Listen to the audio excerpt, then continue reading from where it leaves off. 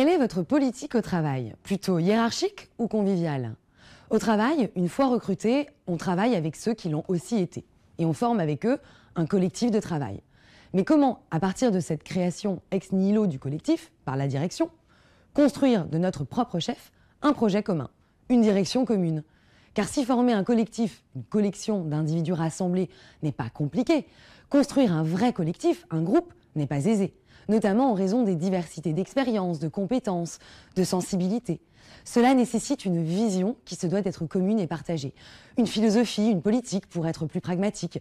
D'où l'importance de clarifier ce que l'on entend par politique. Ricoeur propose à ce titre une distinction entre la politique, qui concerne la lutte pour accéder au pouvoir et les formes d'oppression traditionnelles de son exercice, et ce qu'il appelle le politique, envisagé sur le mode horizontal du vouloir vivre ensemble, qui n'est autre que la charpente de l'action collective et de la capacité de décision collégiale. D'un côté donc le hiérarchique, de l'autre ce qu'il appelle le convivial. Deux dimensions qu'il tenta lui-même de combiner lorsqu'il fut doyen de l'université de Nanterre en 69. Sans y parvenir puisqu'il fut obligé de démissionner. En cause, des interlocuteurs obstinés à empêcher le dialogue. Un échec de conciliation qui le conduira à parler de rêves impossibles. Ce qui pourrait nous inviter à baisser les bras. Au contraire, sa tentative en fait, je crois, un défi à penser, un travail idéal à poursuivre au service d'une responsabilité collective. Une responsabilité qui ne relève pas de convictions individuelles, mais d'un co-engagement, dont parle la philosophe Margaret Gilbert. Il s'agit d'abord et d'agir de notre mieux avec les autres pour atteindre l'objectif visé tous ensemble. L'engagement ici n'est pas personnel mais collectif.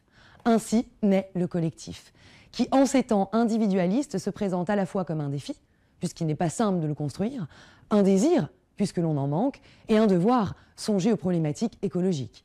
Aussi, travailler au collectif sera de nature à la respecter et à encourager la responsabilité partagée à grande échelle. De quoi donc se mettre en marche pour se saisir de la problématique du collectif et fonder les bases d'une politique commune, chacun avec ses diversités, mais avec la perspective collective d'articuler le pouvoir que vous confère votre fonction et le collectif qu'elle devrait servir. Un convivial à construire auquel nous sommes d'ailleurs, dès notre recrutement, conviés.